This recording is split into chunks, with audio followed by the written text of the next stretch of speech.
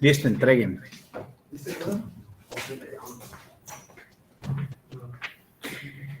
Bien, muchachos, ¿ya están en la casa listos para continuar?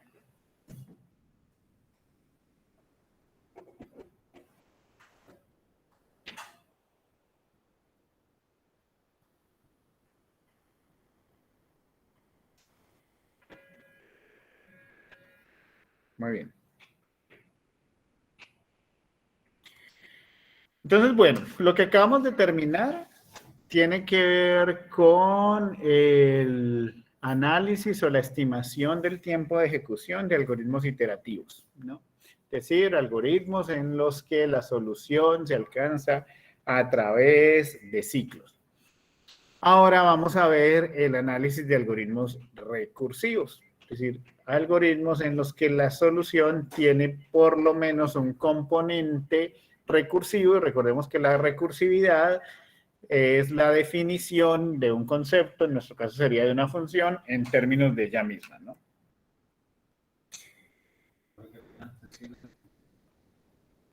No, normalmente yo la subo al terminar la clase. Pero ahorita se las subo. Me hubiera dicho antes de salir. Entonces, bueno, digamos que los algoritmos que utilizan la recursividad son algoritmos que implementan una estrategia de programación que seguramente ustedes han conocido como la estrategia dividir y conquistar o la estrategia divide y vencerás, ¿vale? De tal manera que, ¿en qué consiste normalmente esa estrategia? ¿La tienen clara? ¿La recuerdan? Dividir un problema en problemas más pequeños y solucionar ese. Exactamente. Dividir y conquistar es una estrategia de programación que consiste en tomar un problema y descomponerlo en subproblemas del mismo tipo, pero de menor tamaño, para resolverlos y luego recursivamente se combinan las soluciones para obtener la solución del problema original. Eso es justamente lo que tenemos aquí. Usa estructuras recursivas para dividir el problema original en subproblemas, ¿cierto? Entonces, subproblemas, recordemos, del mismo tipo, ahí está la clave. Del mismo tipo. Conquistar los subproblemas para solucionarlos recursivamente y combinar las soluciones para crear una solución al problema original. Entonces, bueno, uno de los algoritmos que están implementados bajo esa estrategia de dividir y conquistar es un algoritmo que también resuelve el problema de ordenamiento. Es el algoritmo Merge Sort, que también lo mencionamos por allá en esa primera clase, en el ejemplo donde hicimos la comparación. El Merge Sort también es conocido como ordenamiento por mezcla, ¿cierto? Lo que hace es descomponer la sucesión de entrada en subsucesiones de menor tamaño hasta que no las pueda dividir más. Digamos que toma la sucesión de entrada y la va partiendo por mitades y cada subsucesión por mitades hasta que no se pueda descomponer más. ¿Cuándo no se puede descomponer más? Pues cuando tengo subsucesiones o subarreglos de tamaño 1. Y recordemos lo que decíamos ahorita, si yo tengo un arreglo de tamaño 1, pues ya por definición un arreglo que tiene un solo elemento ya está ordenado. Y luego nos devolvemos recursivamente combinando esas mitades ordenadas hasta tener la sucesión completamente ordenada, la sucesión que tiene todos los datos de la entrada completamente ordenada. ¿De acuerdo? ¿Alguien de los que está en la casa, por favor, me puede hablar? Porque es que yo tengo la duda si los estoy escuchando porque algo moví ahora y no estoy seguro. ¿Me escucha, profe? Ah, sí. Gracias, sí, perfecto. Y ya, es que ya logré solo escucharlo pues, por allá y por aquí. No. No está duro, pero bueno. Gracias. Muy bien. Entonces, bueno, formalmente el algoritmo Merge Sort, como les decía, ordena una sucesión de entrada de n números, a sub 1, a sub 2, a sub n. Es el mismo problema de ordenamiento, ¿cierto? Pero con una estrategia distinta. Entonces, ¿cuál es esa estrategia? Divide la sucesión de n números que deben ser ordenados en dos subsucesiones de n medios elementos, es decir, mitad y mitad. Como les decía, se divide hasta que no lo pueda dividir más, es decir, cada mitad se va dividiendo por mitades hasta que tenga subsucesiones de tamaño 1. Luego, la parte de conquistar lo que hace es ordenar las subsucesiones que están ordenadas combinándolas, ¿cierto? Que es el siguiente paso, combina las subsucesiones ordenadas para producir la sucesión ordenada completa. Ya lo vamos a mirar en un ejemplo. Una duda que les puede generar a ustedes, bueno, yo estoy diciendo que parto las sucesiones por mitades. ¿Qué pasa cuando la cantidad de elementos no es par? Pues claramente ahí hay una mitad, entre comillas, que tendrá un elemento más que la otra, ¿no? Es decir, que no necesariamente son mitades exactas, claramente, pero en principio la lógica es que uno parte por mitades, salvo en ese caso donde una subsucesión tendrá un elemento más que la otra. Entonces, formalmente, yo tengo una sucesión de entrada, que es la entrada del problema de ordenamiento, ¿cierto? A sub 1, a sub 2, a sub n. La división, entonces, parte la sucesión de entrada en dos mitades, desde a sub 1 hasta a sub q, asumiendo que q es el elemento de la mitad, y a sub q más 1 hasta a sub n es la otra subsucesión, ¿cierto? Que contiene la otra mitad de los elementos. Conquistar es que cada una de esas mitades, es decir, cada una de esas subsucesiones se ordena, es decir, ordeno la subsucesión de la izquierda tal que a sub 1' es menor o igual que a sub 2', menor o igual que a sub q', y ordeno la subsucesión de la derecha. A sub q más 1' será menor que a sub q más 2', menor o igual que a sub n'. Y teniendo dos subsucesiones ordenadas, pues la combinación es muy fácil. Es decir, si yo tengo esto que es una subsucesión ordenada y esto que es una subsucesión ordenada y necesito combinarlas en una sucesión de salida ordenada, pues ¿qué es lo que yo debería hacer? Comparar, pero no tengo que compararlos todos con todos, ¿cierto? Es decir, si esto está ordenado ascendentemente y esta también, pues lo que yo hago es comparar el primero de acá con el primero de acá, ¿cierto? Y el que sea menor es el primero que va en la de salida. Entonces, supongamos que es menor este. Entonces, vuelvo y comparo el menor de acá o el primero que me quede acá con el primero que tengo acá. Y el que sea menor va en la sucesión de salida. Y esa comparación uno a uno se sigue haciendo hasta que ya haya incluido todos los elementos en la salida. Y es justamente lo que está formalizado aquí en la diapositiva. Combinar, ¿cómo funciona? Si a sub 1' es menor o igual que a sub q más 1', es decir, si el primero de la sucesión de la izquierda es menor o igual que el primero de la sucesión de la derecha, pues entonces en la salida ese que es el menor va de primero. Y los demás, por eso hay puntos suspensivos, los demás dependerán cuál de los que quedan sea menor. El procedimiento se repite. Si no, es decir, si el primero de la izquierda no es menor que el, o igual que el primero de la derecha, entonces el que va primero en la sucesión de salida es el primero de la derecha, de la subsucesión derecha, porque ese es el menor de todos. Y los demás dependerá de esas comparaciones que haga entre los que quieran. ¿Ok? Formalmente, entonces, lo podemos ver de la siguiente manera. Supongamos que necesito ordenar esta sucesión 4, 2, 7, 8, 5, 1, 3, 6. Entonces, en principio, lo que yo debo hacer, o lo que hace el algoritmo, es dividir por mitades hasta que no pueda dividir más, es decir, hasta que tenga subsucesiones de tamaño 1. Es decir, que este arreglo se descompone en esta mitad y en esta mitad. ¿Ok?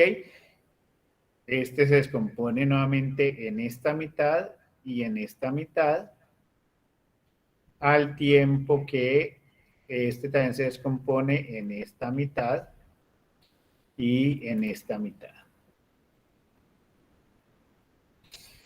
Y vuelve y juega, este se descompone en esta mitad y en esta mitad, este en esta mitad y en esta mitad, este aquí y acá, y este aquí y acá. Ya llegué a subsucesiones de tamaño 1, es decir, ya no tengo chance de descomponerlo más. Y si yo miro cada una de estas subsucesiones de tamaño 1, pues cada una está ordenada, ¿cierto? Porque solo tiene un dato. Entonces, lo que hacemos es devolvernos combinando esas sucesiones ordenadas hasta tener la solución del problema.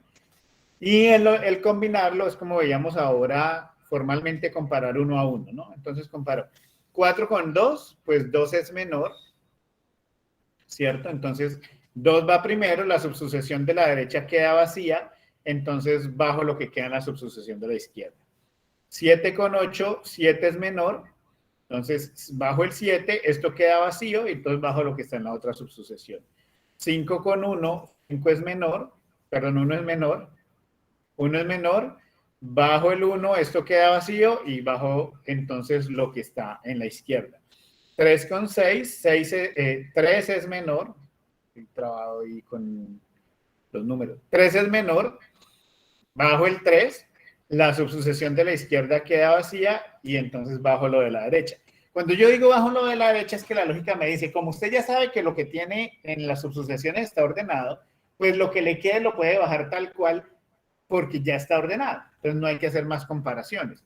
Miremoslo aquí. Cuando yo sigo combinando, pues comparo primero de acá con primero de acá. 2 con 7, 2 es menor, baja el 2. 4 con 7, 4 es menor, baja el 4, ¿cierto? Ya al lado de la izquierda quedó vacío, por lo tanto puedo bajar todo lo de la derecha tal cual está, porque sé que es una subsucesión ordenada. 1 con 3, 1 es menor, 5 con 3, 3 es menor, 5 con 6, 5 es menor, y esto queda vacío, bajo lo que me queda en el otro lado el 6 y ya queda ordenado. Y finalmente, 2 con 1, 1 es menor, 2 con 3, 2 es menor, 4 con 3, 3 es menor, 4 con 5, 4 es menor, 7 con 5, 5 es menor, 7 con 6, 6 es menor, esto queda vacío y bajo lo que me queda acá, 7 y 8 en el mismo orden. ¿Y qué obtengo? La sucesión de salida completamente ordenada. ¿Es claro cómo funciona, por lo menos desde el punto de vista lógico, el merge sort? Los de la casa, ¿es claro?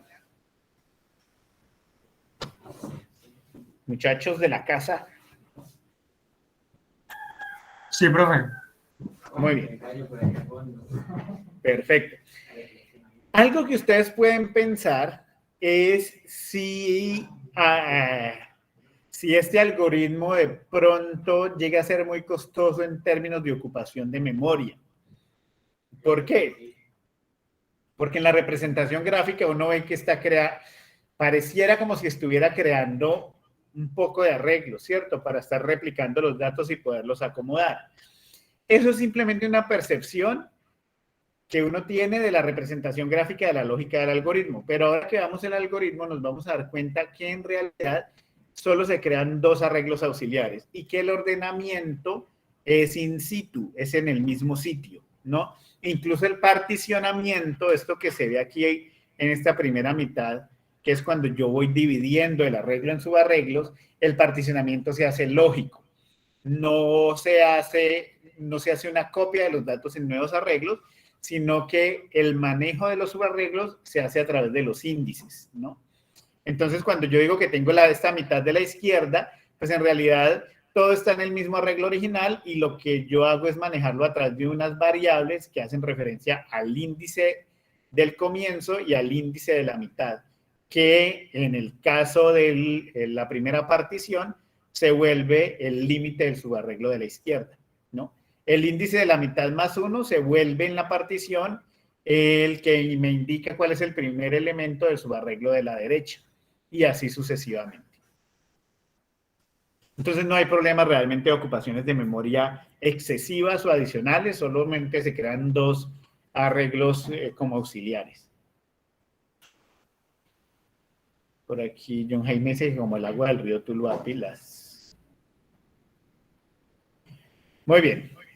Entonces miremos, el merge sort es un algoritmo que tiene solamente 5 líneas, pero es un algoritmo que invoca un procedimiento auxiliar y adicionalmente el merge sort es recursivo. Entonces, ¿qué parámetros tiene el merge sort? El merge sort recibe A, que es el arreglo que contiene los datos que voy a ordenar, P, que es la posición del primer elemento,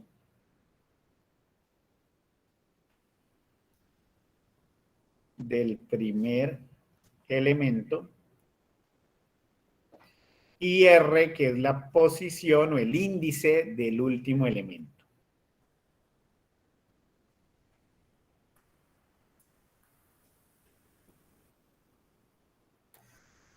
Ahora bien, ustedes pueden pensar, ¿y para qué P y R para indicar el primer y el último elemento? Pues el primer elemento no está en la posición 1 y el último elemento no está en la posición N.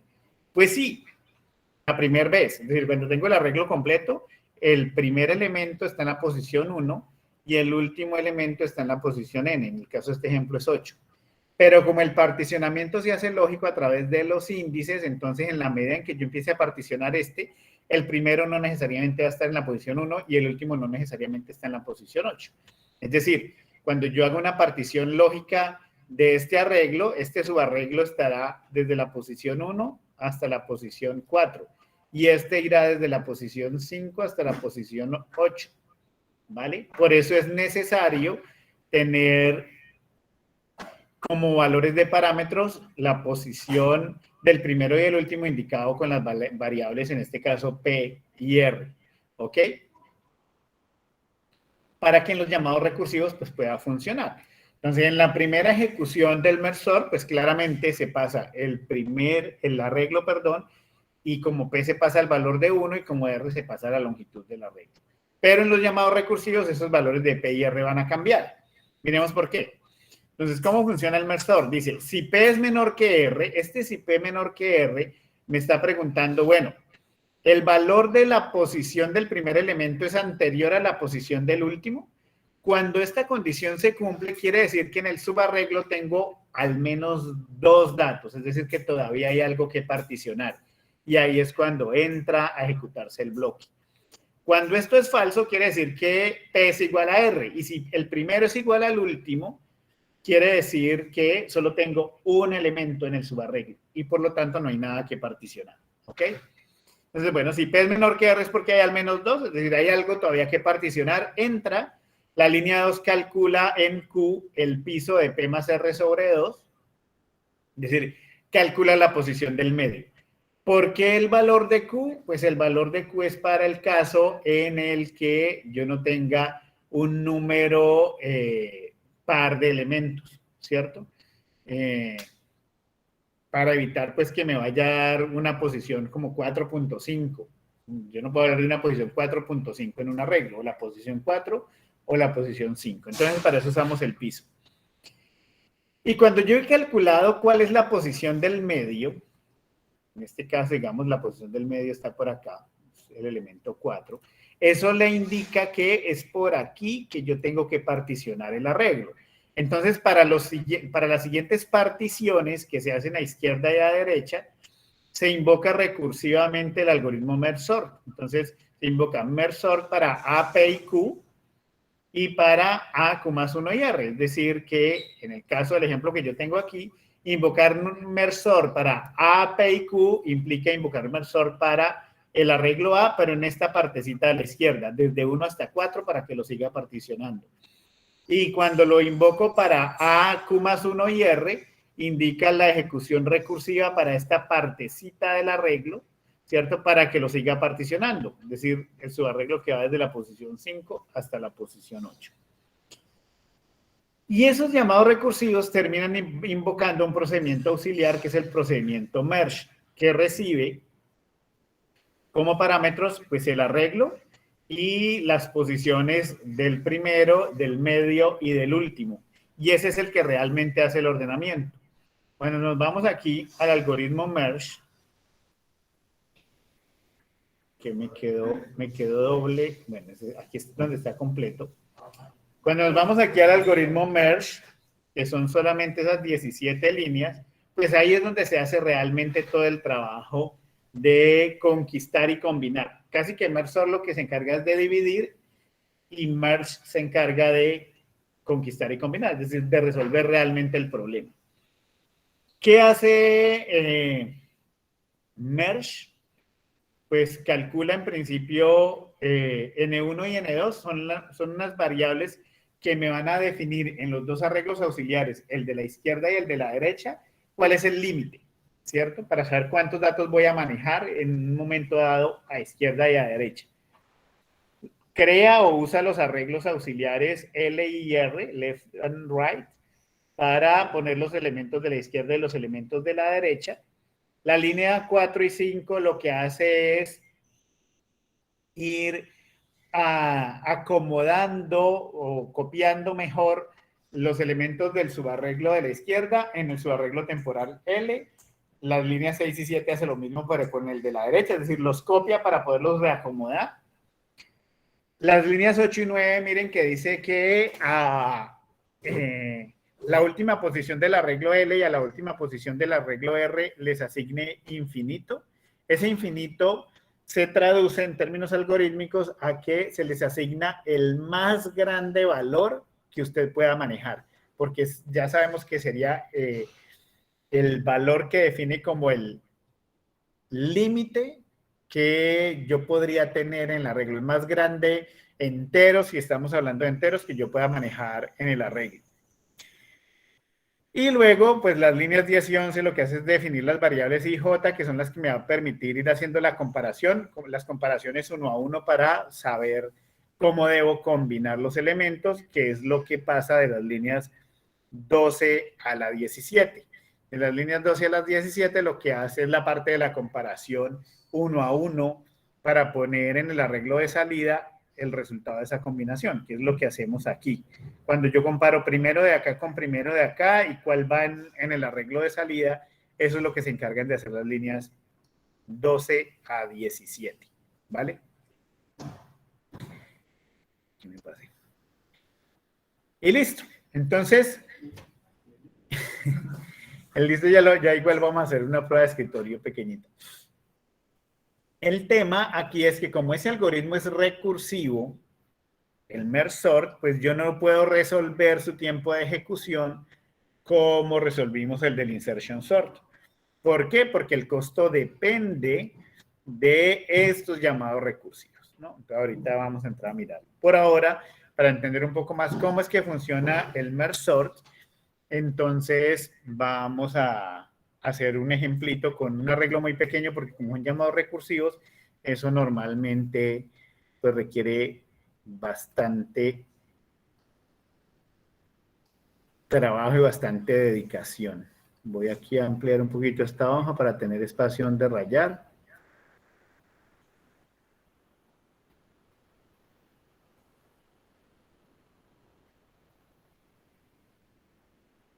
Formato de papel. Altura, anchura.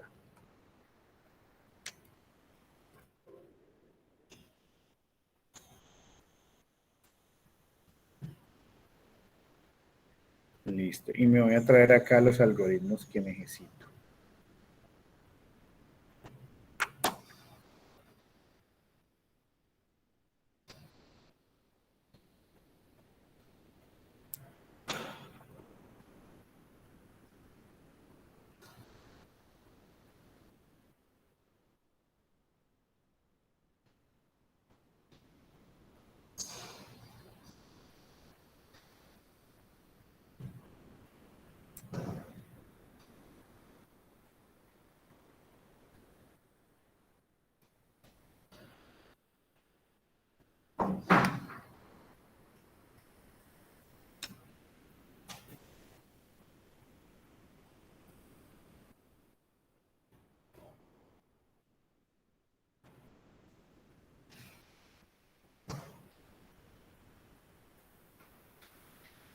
Muy bien.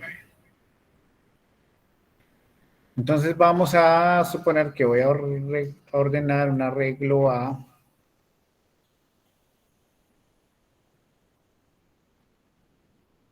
Digamos de 3 posiciones. 1, 2, 3. Que no tenga tanto trabajo. Díganme, ustedes los que están acá, 3 números para poner en ese arreglo que vamos a ordenar. 7, 15, 7, bueno, ese ya está ordenado, bueno, no importa. 15, Aunque no importa, realmente, pues, 15, 20, 7, 15. Para grabar 7, 15, para que no tenga que hacerlo así. para que no sea el podcast.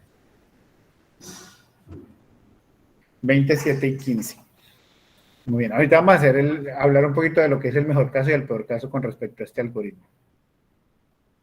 Vamos a ordenar ese arreglo, ¿no? Entonces, invocamos merge sort.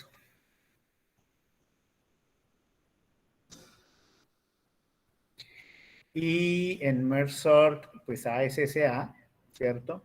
P, la primera vez que lo ejecuto, pues vale 1. Y R, la primera vez que lo ejecuto, vale 3, ¿cierto? Entonces, entramos y dice, P es menor que R, 1 es menor que 3, sí. Eso indica que hay varios datos ahí y que hay que dividir. Entonces, a Q le asigna P más R sobre 2, ¿cierto? Entonces, 1 más 3, 3 sobre 2, 2. Piso, 2. Es decir, que lo voy a dividir por el segundo. Es decir, que lo voy a dividir aquí. ¿Ok? Lo voy a dividir aquí. Es decir, que en este caso, como les decía, pues es un arreglo con un número impar de datos. En un subarreglo tengo un dato más que en el otro, ¿no? En el de la izquierda tengo 2 datos, en el de la derecha tengo un dato. Muy bien. La línea 3 dice, bueno, ahora invoque recursivamente mersor. A este mersor le voy a poner mersor 1, la primera vez. Invoque recursivamente mersor para A, P y Q. Entonces voy a llamarlo aquí merge sort 2. Y aquí le voy a mandar P, es el mismo P, le mando 1. Y Q, es decir, que lo que yo le mando aquí como Q, que es 2, en el llamado recursivo va a entrar como R. ¿Ok? 2. ¿Vale? Y tengo que hacer por acá otra ejecución de un merge sort. Voy a llamarlo merge sort 3. En merge sort 3 le voy a mandar Q más 1, ¿cierto? Q más 1 es 3, que en el llamado recursivo entrará como P, y R, que en el llamado recursivo entra pues como R. ¿Vale? Entonces tengo estos llamados recursivos pendientes. Listo. Me voy por este llamado recursivo, por el merge sort 2. Aquí, porque en este llamado recursivo de la línea 5 dice, de la línea 4, perdón, merge sort de A, Q más 1 es 2 más 1, 3. En el llamado entonces entra aquí como P, y R, que es 3, en el llamado recursivo entra como 3. Vale. Listo. Entonces me quedo aquí en este llamado recursivo 2, ¿no? Entró P, que vale 1, y entró R, que vale 2. Y evalúa, ¿P es menor que R? ¿1 es menor que 2? Sí, ¿cierto? ¿Qué quiere decir? Quiere decir que hay algo que dividir. Pues tengo 2 datos. Entonces, como hay algo que dividir, tengo que calcular Q. Y Q es P más R sobre 2, piso de eso. Entonces, 2, 1 y 2, 3 sobre 2, 1, 5, piso 1. ¿Qué quiere decir? Que este subarreglo de la izquierda lo voy a dividir por acá. ¿Ok? Listo. E invoco recursivamente merge sort para A, P y Q, y para A, Q más 1, R. Entonces voy a llamarlo por aquí, merge sort. A este merge sort lo voy a llamar 2.1, ¿cierto? Y que es este llamado recursivo a Q más 1, entonces le mando, perdón, AP 1, entra como P, y Q, que en este caso es 1, entra como R. Como R.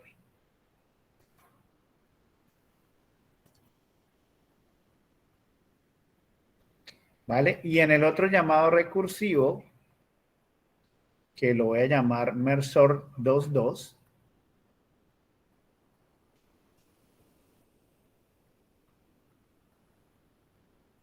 que es el de la línea 4, pues le mando a Q más 1, es decir, 2, entra como P, y R, que es 2, entra como R. ¿vale? Entonces, bueno. Listo. Ya me voy aquí a estos llamados recursivos. Entonces, vamos a resolver MERSOR de 2.1. Viene aquí y me dice, P es menor que R, 1 es menor que 1. No. Entonces aquí ya no hace más. Ahí ya termina. Vamos al otro llamado recursivo. MERSOR de 2.2. ¿P es menor que R? No. Entonces ya tengo un subarreglo de tamaño 1, no hay nada que dividir. Ahí termina. En el llamado recursivo 3 ocurre lo mismo, ¿no? P menor que R, 3 menor que 3, no. Entonces ahí termina. Entonces me devuelvo al llamado recursivo anterior, me voy por aquí por estos verdes. Entonces como ya terminó el 2.1 y terminó el 2.2, me devuelvo al llamado recursivo 2, o sea, me devuelvo aquí. Aquí ya ejecuté esto, este y este llamado recursivo que ya terminaron, porque no hay nada más que hacer. Entonces ahora me voy a ejecutar el algoritmo merge. Entonces voy a ejecutar merge y merge me dice lo siguiente. Para este caso.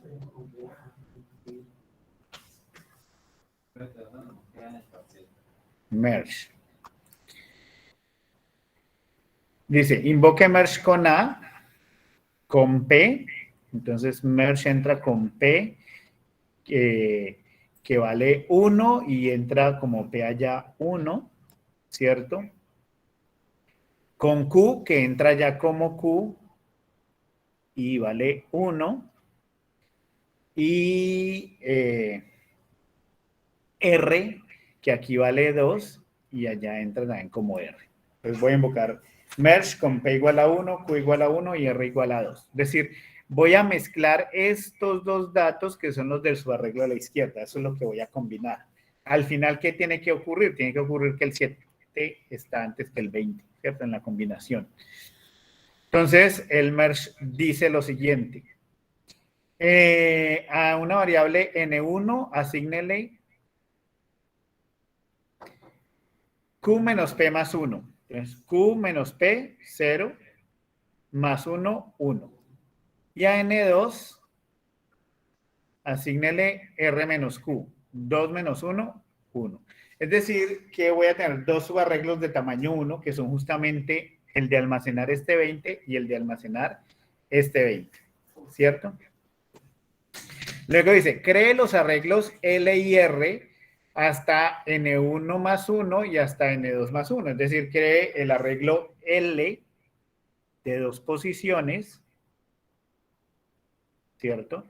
Y cree el arreglo R de 2 posiciones. La posición 1 y la posición 2. Luego la línea 4 me dice, para i que va desde 1 hasta n sub 1, es decir, i va a iterar una vez, desde 1 hasta 1, haga a l sub i, asígnele a sub p más i menos 1. Es decir, en l sub 1, porque la i vale 1, en l sub 1 ponga a sub p 1 más i 1, 1 más 1, 2, menos 1, 1. Ponga lo que hay en A sub 1, es decir, que aquí pongo 20. ¿Cierto? Y aumento la I en 1, ahora la I vale 2, pero 2 excede el valor de N1, entonces ahí termina, y luego hago lo mismo para R, ¿no? Dice AJ, que va desde 2 hasta N2, perdón, la J que va desde 1 hasta N2, desde 1 hasta N2, haga a R sub J, es decir, a R sub 1, asígnele A sub Q más J. A sub Q, 1 más 1, 2. Ponga lo que hay en A sub 2, es decir, que en R sub 1 ponga lo que hay en A sub 2. Pongo 7. Miren que ahí separé el subarreglo de la izquierda y el subarreglo de la derecha, porque esto es lo que estoy combinando en este momento. ¿Ok? Listo, luego dice, en la última posición de L ponga infinito. Y en la línea 9 me dice, en la última posición de R ponga infinito. Eso es para poder tener el límite de las comparaciones. Luego me dice lo siguiente, coja la variable i y la variable j y asígnelas en 1 nuevamente. Entonces, ahora la i vale nuevamente 1 y la j, que está en 2, póngala nuevamente en 1. Y utilice una variable k para iterar. Esa variable k va a iterar para ir comparando los valores que están en el arreglo L y en el arreglo R, en el arreglo de la izquierda y en el arreglo de la derecha. Entonces, dice, para K, que va desde P vale 1, hasta R, hasta 2, va a iterar desde 1 hasta 2. Haga. Si lo que hay en L sub I es menor o igual que lo que hay en R sub J, es decir, lo que hay en L1, 20, es menor o igual que lo que hay en R sub 1, 7. 20 es menor o igual que 7, no. Entonces, salta hasta la línea 16, ¿cierto? Y dice, en la línea 16, de lo contrario, en A sub K, es decir, en A sub 1, voy a volver a escribir aquí el A. En A sub 1, ponga R sub J, es decir, ponga R1, ponga 7, ¿cierto? Vuelve arriba a la línea 12 a iterar sobre la K. Ahora la K vale 2, pero 2 excede, 2 no excede el valor de R todavía, 2 es igual a R, entonces vuelve a iterar y vuelve y juega. Dice, si L sub I, L sub, aquí me faltó, perdón, en la línea 17 aumentarle 1 a la J vale 2.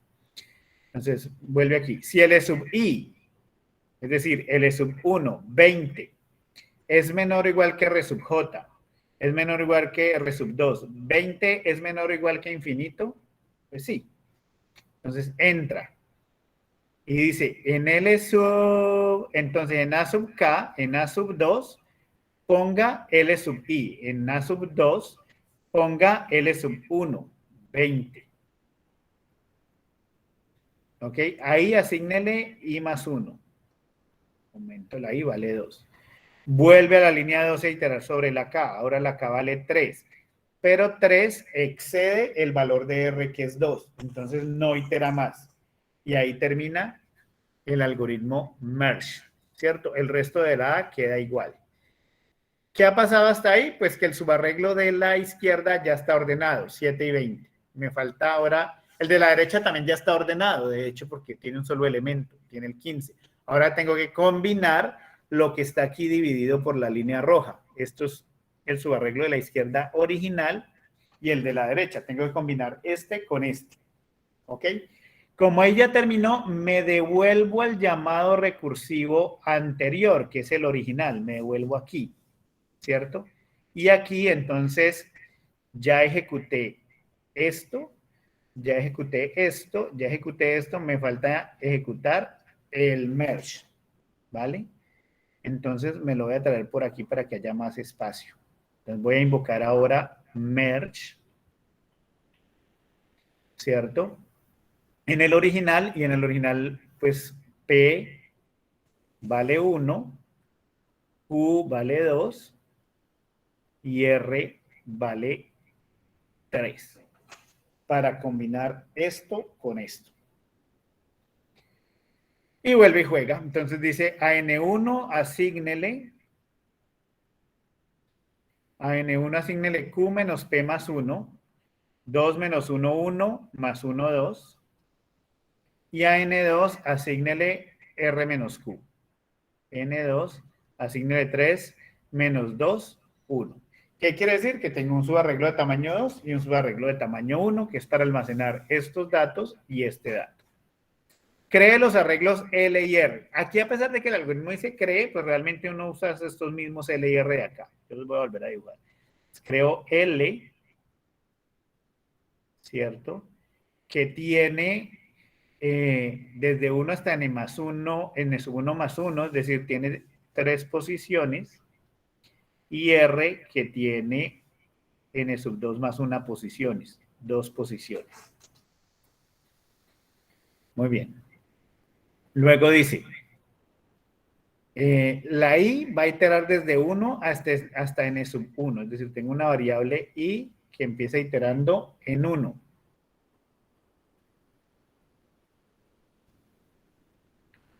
Y va a iterar hasta n sub 1, es decir, va a iterar hasta 2. Eso es para hacer una copia de su arreglo de la izquierda en L. Entonces dice, a L sub i, en L sub 1 ponga a sub p más i menos 1. Entonces, en L sub 1 ponga a sub p 1 más i 1, 2 menos 1, 1. Lo que hay en a sub 1, 7. Aumento la i en 1. Ahora la i vale 2. 2 todavía está en el alcance de N1, entonces vuelve y juega. En L sub 2 ponga A sub P 1 más I 2, 2 más 1, 3, menos 1, 2. Ponga lo que hay en A sub 2, 20. Aumento la I en 1, ahora vale 3 y 3 excede el valor de N1, no itera más. Me voy a la línea 6 y dice J itera desde 1 hasta N2. Entonces J empieza en 1 y iterará hasta 1, iterará una sola vez. Entonces dice, en R sub J, en R sub 1, ponga lo que hay en A sub Q más J. En A sub Q vale 2 más 1, 3. Lo que hay en A sub 3, 15. Aumento la J en 1, ahora la J vale 2, pero 2 excede el valor de N1, no itera más. Me voy a las líneas 8 y 9 que me dicen, en la última posición de L y en la última posición de R ponga infinito. Entonces miren que volví a separar lo de la izquierda y lo de la derecha para combinarlo. Líneas 10 y 11 me piden que inicialice la i en 1 y la j en 1 nuevamente. Voy a empezar a comparar 1 a 1 para combinar.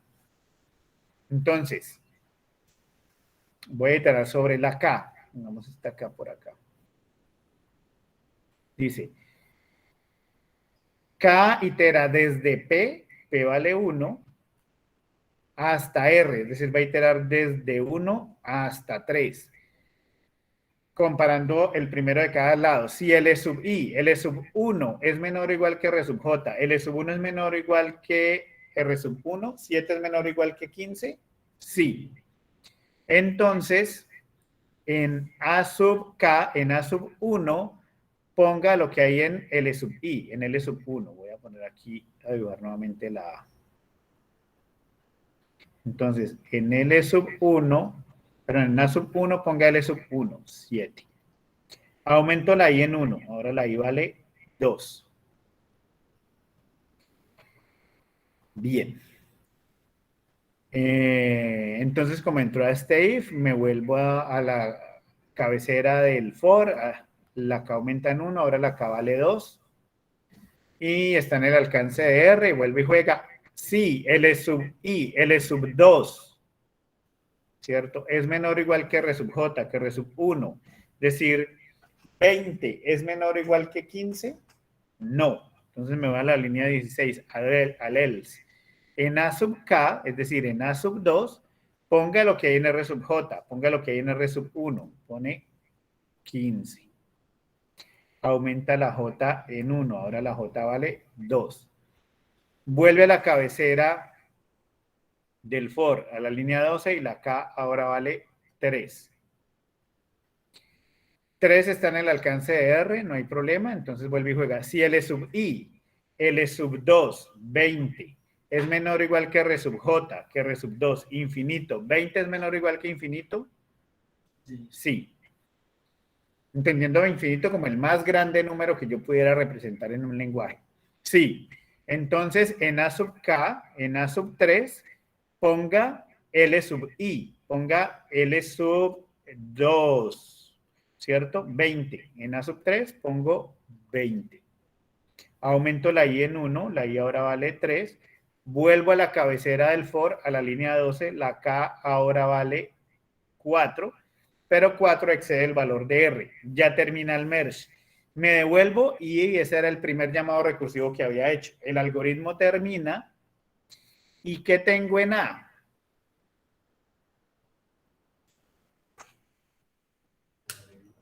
Tengo la sucesión ordenada. ¿Ven que es tan fácil? No, porque gracias, pero apenas eran 3. Sí. Digamos que desde el punto de vista de la lógica es muy sencilla. El seguimiento del algoritmo no es tan sencillo por lo que es un algoritmo recursivo, ¿vale?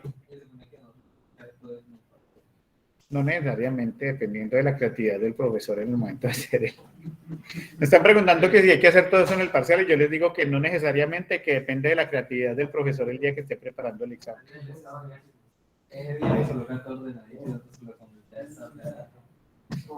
Mejor dicho.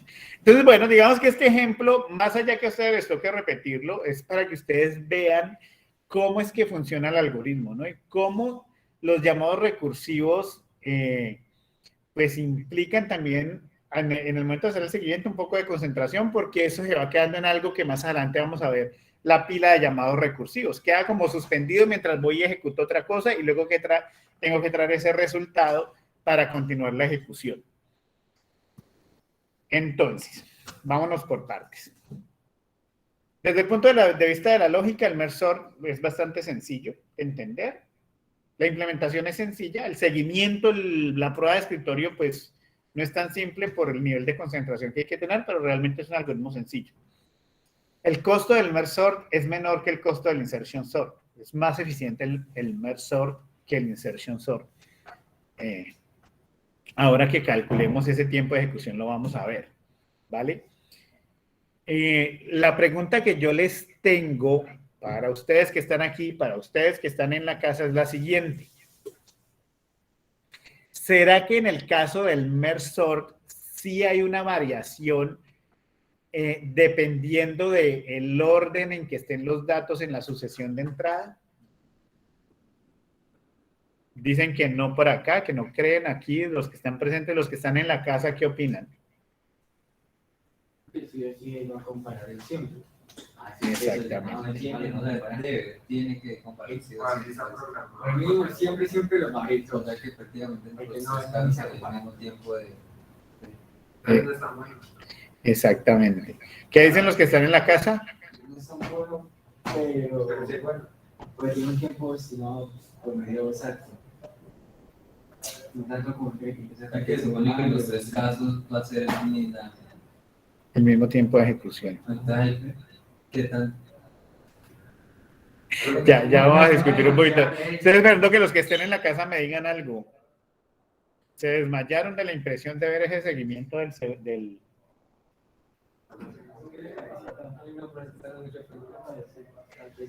Póngase esa. Hola, los que están en la casa me están escuchando, no, les manden señales de vida. Hay que sacar la tabla Ouija. Hola.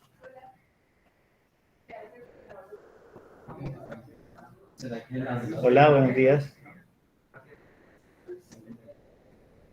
¿Será que el año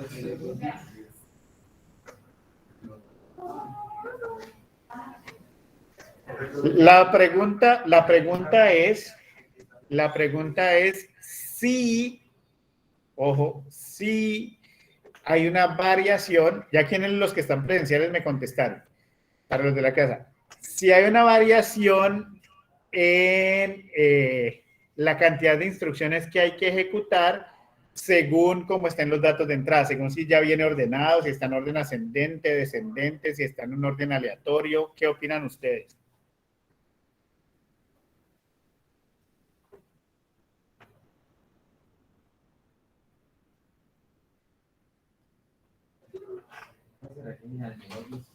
No, porque ahí me están contestando.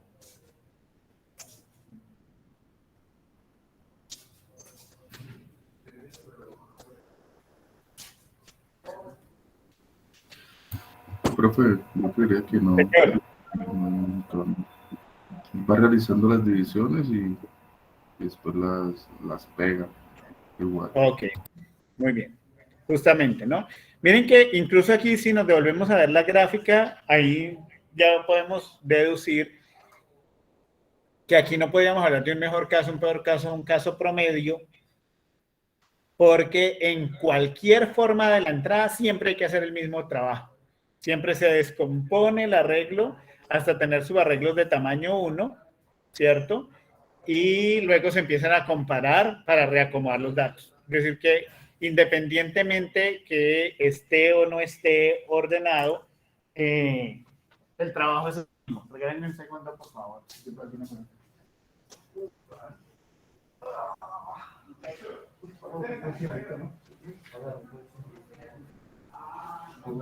Oiga, bien, hasta que sacaron ese algoritmo del merge sort, no, que no sé, ¿por qué no se logró organizar unas cartas así? Ya, hay que buscar varias maneras de hacer algo.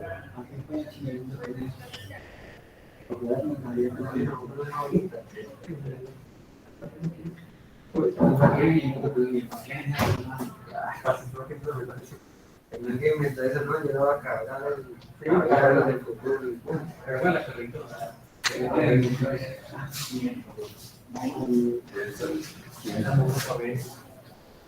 Ok. Que son sus compañeritos de primer semestre que los estoy conociendo. Póngalo a ver esto porque... No, ¿usted quiere que disparemos la deserción de niños? Muy bien, pero acá en el chat nos están diciendo lo mismo. Ok. Entonces, bueno, para hacer una claridad con respecto a algo que aquí también preguntaba o comentaba Nicolás, que si entonces realmente el merge sort es bueno o no es bueno. El tiempo de ejecución del merge sort es del orden de n log de n, ¿cierto? Que es mucho mejor que el insertion sort. Lo que pasa es que en últimas tampoco es que sea muy bueno, no funciona muy bien cuando la entrada está cerca de ser ordenada, ¿cierto? Es decir, si la mayoría de los datos están ordenados, ahí no funciona muy bien. Pero como eso es muy poco probable que ocurra, en general uno dice que es un buen algoritmo. De hecho, el tiempo de ejecución nos lo está diciendo, ¿de acuerdo? Entre los dos el merge sort es mejor. Porque mientras que uno es cuadrático, el otro es n log de n, crece menos en el tiempo. N log de n. Ya ahorita que damos la recurrencia, vamos a ver. ¿Alguna pregunta adicional, muchachos? ¿Preguntas, dudas, inquietudes, sugerencias? ¿Ah? Profe, Sí, dime. profe, es que usted estaba hablando de que, pues que la función se calculaba distinto en estos algoritmos que los iterativos, y justo ahí se me fue el internet para ver si me podía decir qué fue lo que dijo ahí. Pero repetime la pregunta, porfa, porque no te escuché bien. Y yo estaba hablando del algoritmo iterativo, ¿sí? Profe, y usted justo ahí dijo que la función de tiempo de ejecución en estos algoritmos como merge sort se calcula de una forma distinta, y justo ahí se me fue el internet. Entonces, para ver qué es lo que dijo. Ok. Sí. En el caso de los algoritmos que son recursivos, que son algoritmos implementados bajo la técnica dividir y conquistar o reducir y conquistar, el tiempo de ejecución se estima a través de una recurrencia. Ya vamos a ver cómo se escribe la recurrencia. Y entonces hay que usar métodos para resolver recurrencias para poder obtener ese tiempo de ejecución. ¿Vale? Eso era lo que había dicho. Dale, profe.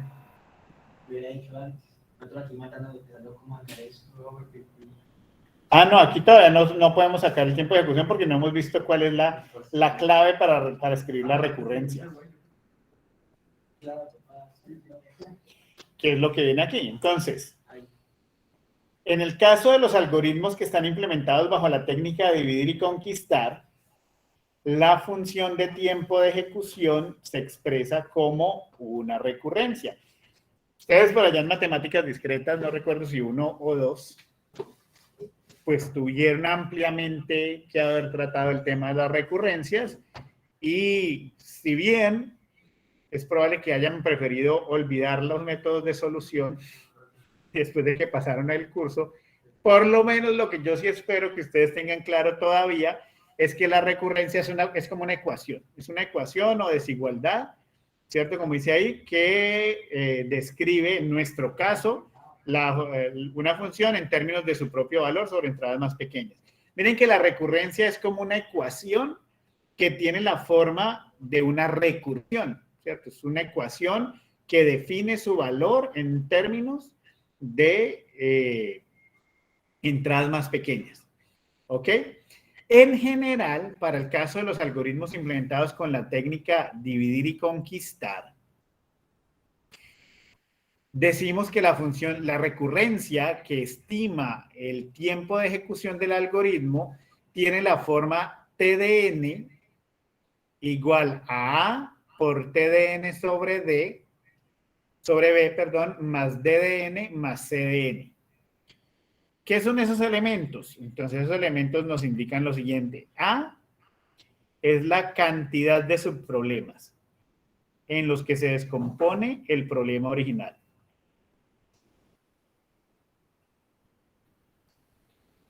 ¿Ok? B es el factor de división del problema original.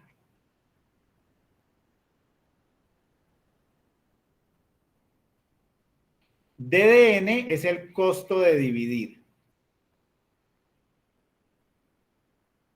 el problema original.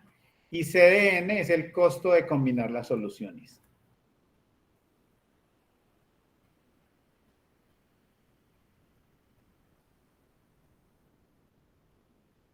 ¿Estamos? Entonces, así se expresa la recurrencia. Entonces vamos a ver, en el caso del merge sort, decimos que la recurrencia es TDN igual a 2 TDN medios más teta de 1. Ahí esa teta quedó como rara porque por el tipo de fuente seguramente que usé cuando lo acomodé el formato. Pero créanme que esos son un par de tetas. TDN es 2 TDN medios más teta de 1 más teta de n. Entonces, miremos, ¿por qué 2? ¿En cuántos problemas se descompone el problema original? ¿En cuántos subarreglos se descompone el arreglo original? En 2, ¿cierto?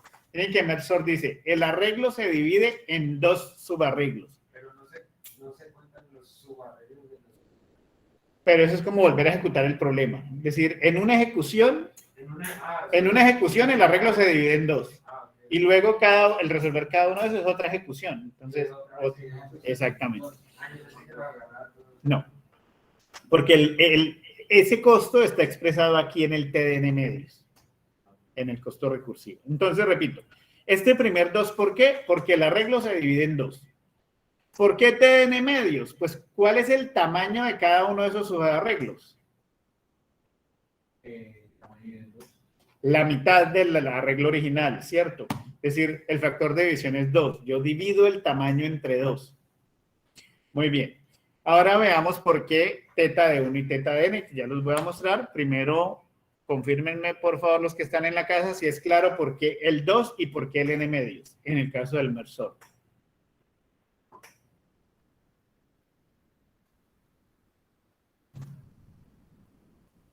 ¿Hola? Sí, claro. Muy bien, Brainer.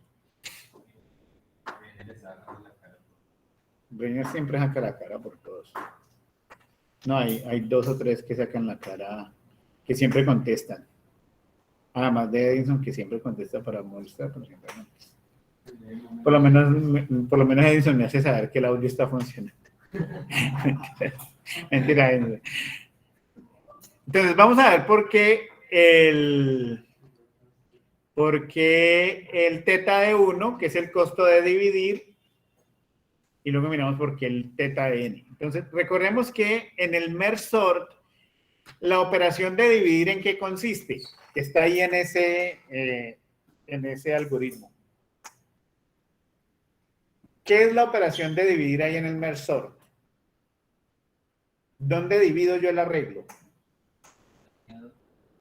En la línea 2, ¿cierto? ¿Por qué? Primero tiene que mirar si no le van a rebajar, si no de lo que hay en edición. Y después Ya cula la sigma de edición. Ok, muy bien. Es la línea 2 la que hace la división, porque recordemos que la división es lógica, no es física. Es decir, la división del algoritmo es encontrar la posición de la mitad, que es por donde lo voy a partir. Es decir, dividir es encontrar el valor de Q. Y eso, pues, es una sola instrucción básica. Por eso es teta de 1. ¿De acuerdo? Los que están en la casa.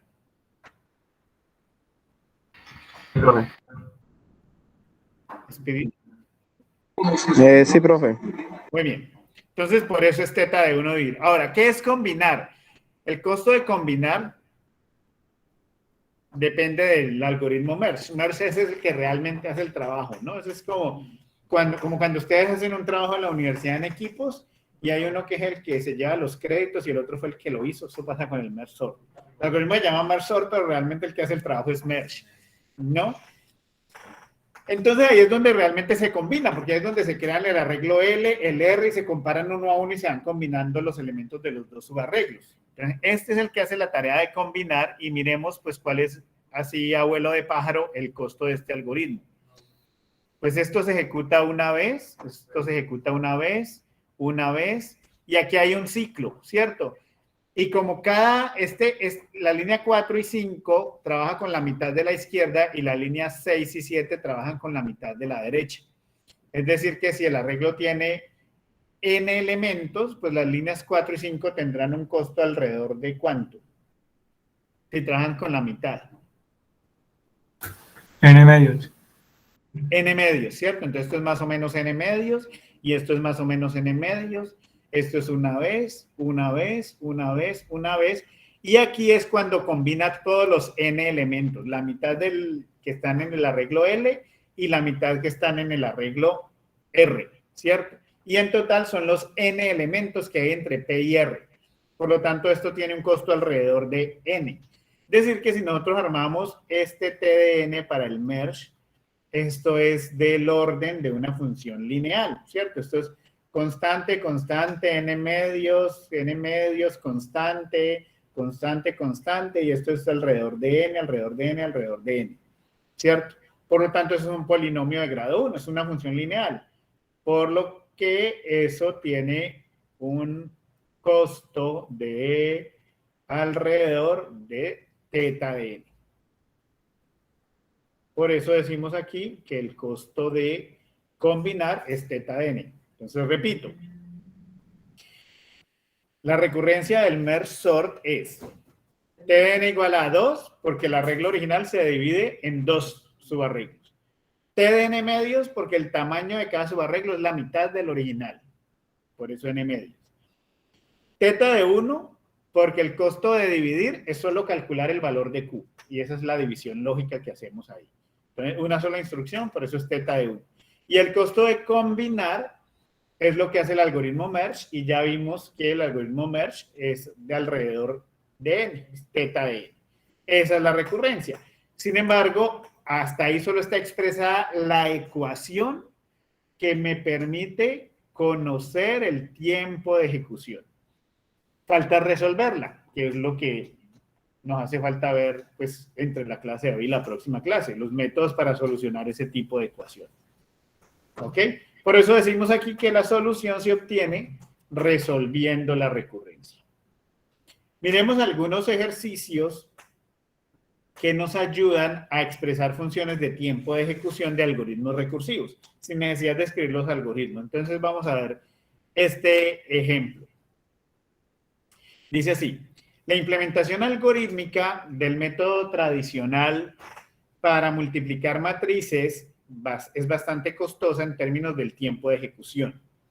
Es por ello que el matemático alemán Volker Strassen publicó en 1969 el algoritmo de Strassen, un método para multiplicar matrices cuadradas n por n, que es ligeramente más rápido que el tradicional.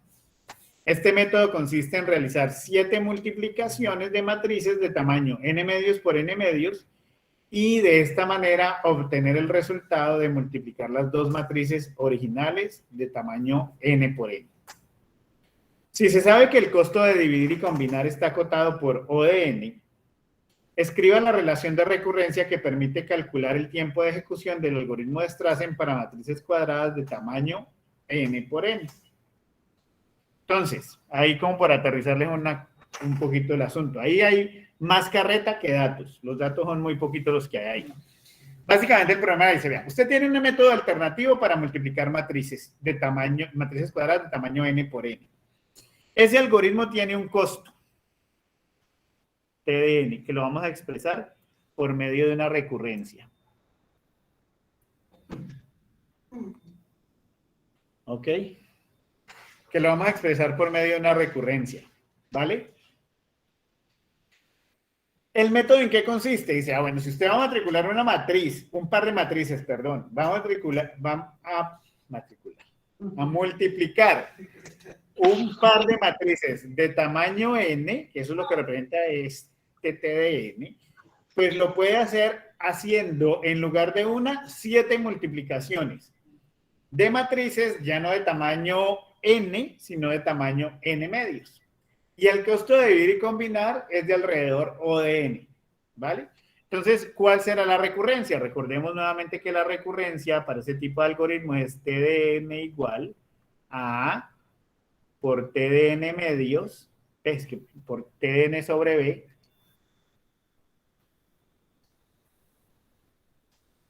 más el costo de dividir, D de n, más el costo de combinar, C de n. Entonces, ¿cuál será la recurrencia para ese problema? El problema original, ¿en cuántos subproblemas se descompone? En 7, ¿cierto? Es claro para todos en la casa que es 7 la cantidad de subproblemas. Una multiplicación se puede obtener haciendo 7 multiplicaciones, es lo que dice el método. 7 multiplicaciones. ¿Cuál es el costo de esas 7 multiplicaciones? ¿T de quién? Si T de n es el costo de hacer una multiplicación de una matriz de tamaño n por n, ¿cuál será el costo o cómo expreso el costo de hacer una multiplicación de matrices de tamaño n medios por n medios? 7T de... Repetímelo. Pero es que antes del sobre 2 no te entiendo lo que me estás diciendo. 7T de... No. De n, ¿cómo se dijo por ahí? De n menos... De n... n medios. De n medios. Es decir, esto será 7T de n medios, ¿cierto? 7 multiplicaciones de matrices de tamaño n medios por n medios, más... No, ya esto el sobre está ahí. Más el costo de dividir y combinar que ya nos lo están dando, que es O de n. Ahí ya está sumado dividir y combinar. Eso de n. ¿Vale? Entonces, esa es la recurrencia para el algoritmo de Strassen. T de n, que es el costo de hacer una multiplicación de matrices de tamaño n por n, es calculado a partir de 7 multiplicaciones de matrices de tamaño n medios por n medios, más O de n, que es el costo de dividir el problema y combinar las soluciones. ¿Claro para todos? En los de la casa. Sí, profe. Ahora bien, muy bien. Ahora bien, hasta ahí tengo la recurrencia. ¿Cómo la soluciono? Bueno, tenemos que ver unos métodos para solucionar ese tipo de recurrencias. Señor.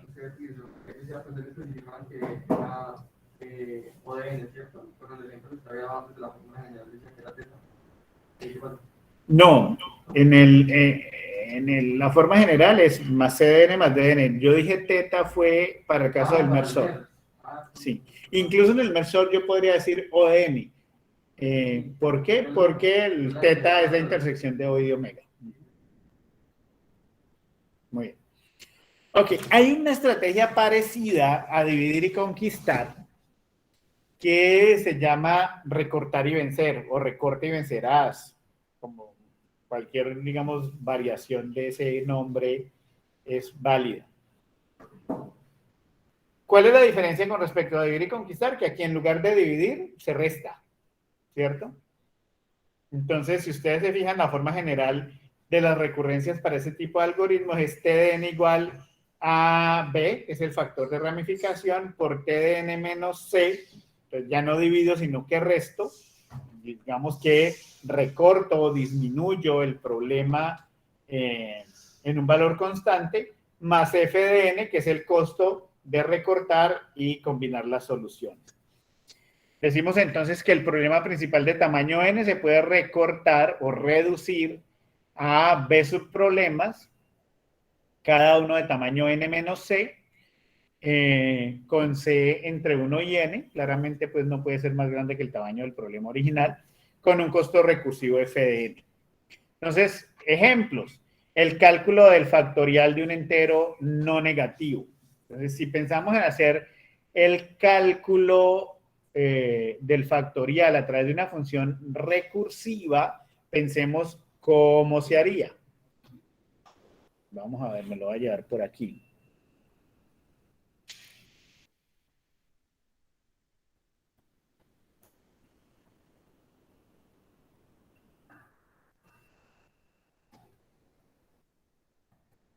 ¿Quién se anima a escribir la función recursiva que permite calcular el factorial? Que ese es un problema más molido por ustedes que... Voy a calcular el factorial de n, ¿cierto? Recordemos cuáles son las partes de una definición recursiva. ¿Quién se acuerda? Cuando uno va a escribir una función recursiva, ¿qué partes tiene? Toda función o toda definición recursiva tiene dos partes. ¿No? Dígalo. La condición de parada y la recursión.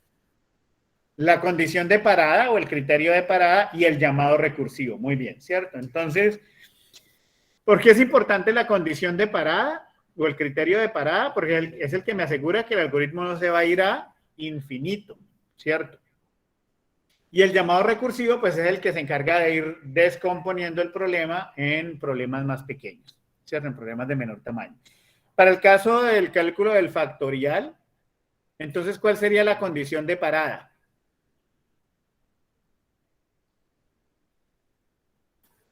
N igual a 1. Si n igual a 1 o incluso 0, ¿cierto? 0 o n igual a 1, ¿qué retorna? ¿Cuál es el factorial de 0 o de 1? 1. 1, ¿cierto? Ese es el criterio de parada. De lo contrario, llamado recursivo. Aquí escribámosle criterio de parada. De lo contrario, llamado recursivo, ¿qué retorna?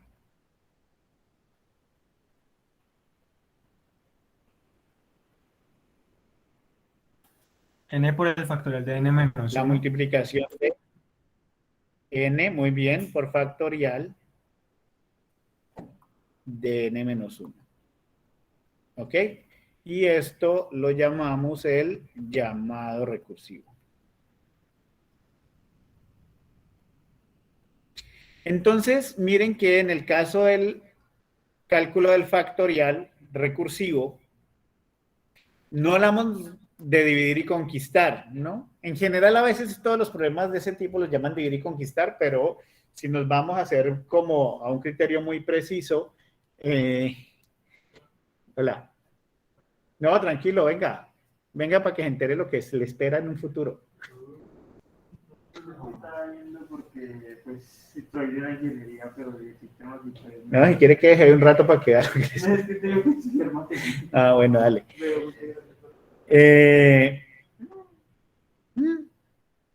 Se me fue la palabra. Me entretienen a los muchachos. Es que, claro, llevo año y medio dando clase encerrado en que nadie no me hable ni el radio.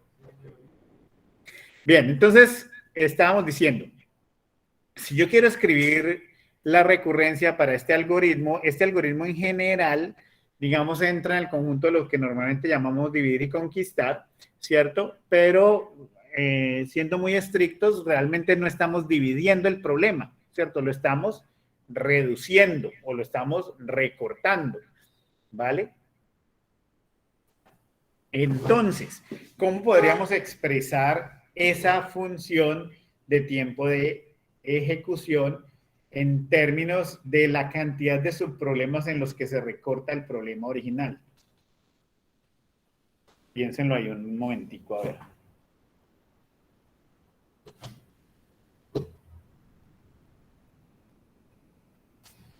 Si quieren, me vuelvo aquí a ponerles esto.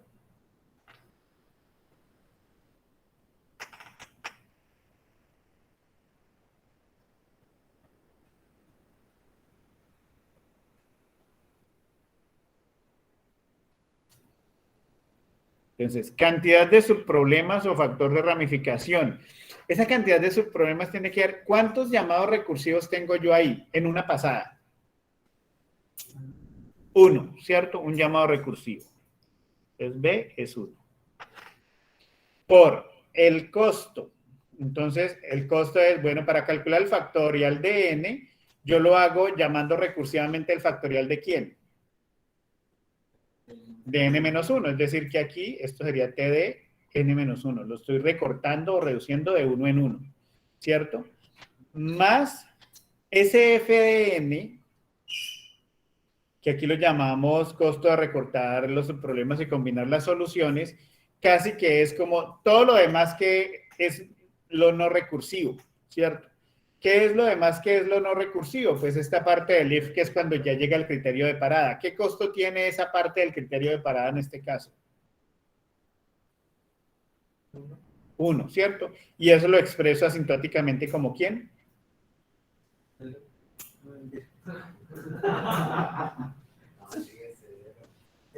Asintóticamente, ¿cómo se dice? ¿Como quién? ¿Cómo sería asintóticamente? Bueno, ¿no? O de 1, asintóticamente es cuando entonces o teta de oro también sería válido. Cualquiera de las dos formas es válido. Es decir, que en general la recursión del factorial recursivo es t de n igual a t de n-1 más o de 1. ¿Ok?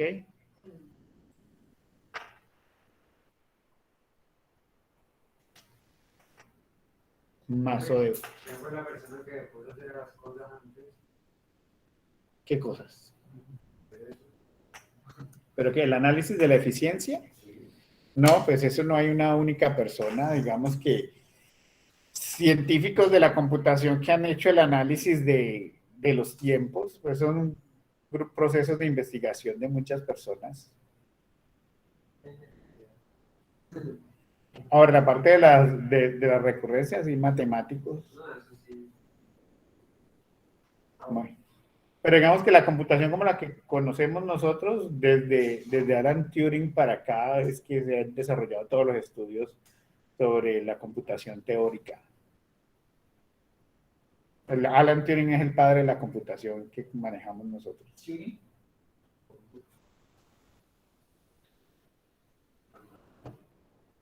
Bien. ¿Es claro para todos los que están en la casa? ¿Es claro? Pues Ramsés ya nos está diciendo que O de 1, muy bien. Entonces, miremos el otro caso, el otro ejemplo que nos pedían. Y es, estimen, por favor, el caso de la recurrencia para calcular recursivamente el enésimo término de la sucesión de Fibonacci. ¿Se acuerdan de Fibonacci? El Fibonacci.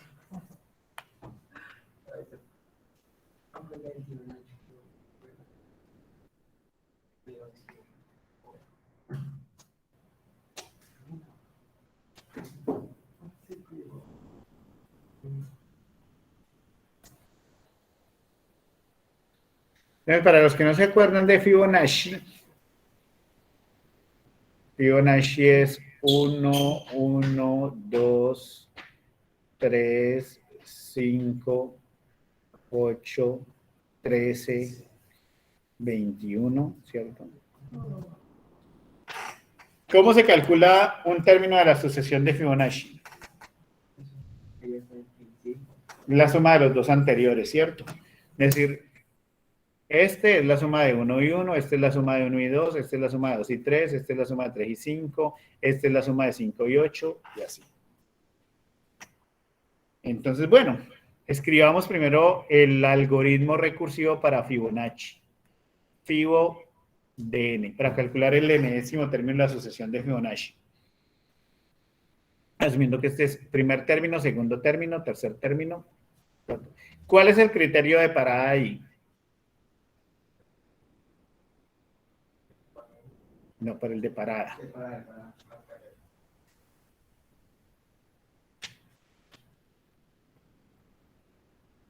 Aquí John Jaime nos dice N, pero no me es claro. Daniel, no me es claro lo que me dicen. El criterio de parada es if. ¿Qué tengo que evaluar para saber si estoy en el criterio de parada? Daniel o John Jaime, que están escribiendo. Y ya se ha hecho la gente de veces.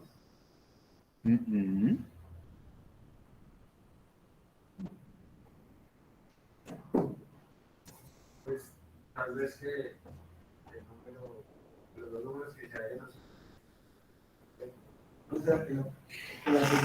¿Qué pasa? Si yo les digo a ustedes, díganme, ¿cuál es el primer término de la asociación de Fibonacci? 1, ¿cierto? ¿Tuvo que hacer algún cálculo? No, porque por definición ya sabemos que... Dígame, ¿cuál es el segundo término de la asociación de Fibonacci? 1. No hay que hacer ningún cálculo. Dígame, ¿cuál es el quinto término de la asociación de Fibonacci? Ahí sí ya hay que calcular, ¿cierto? Entonces, el criterio de parada sería ¿cuál?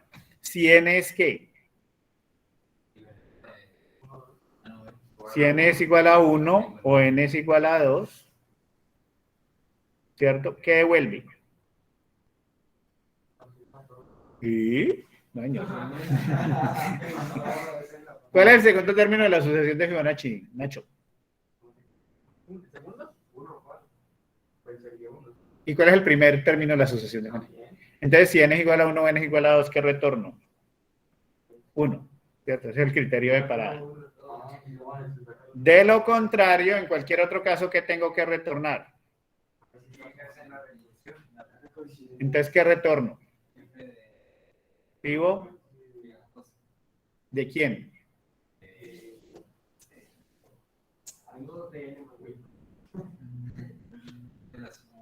De la suma de los dos anteriores. Si yo quiero calcular el de n, ¿cuál es la suma de los dos anteriores? ¿Fibo de quién?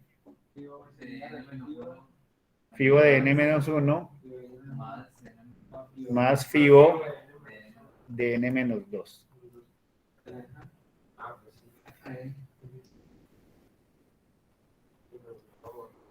Espero que no me quede tan amontonado ya. Está muy sencillo y muy elaborado. ¿Es claro para todos? ¿En la casa es claro? Es decir, cualquier otro término distinto del primero o del segundo es la suma de los dos anteriores. Entonces tengo que invocar fibo de n menos 1 más fibo de n menos 2. ¿De acuerdo?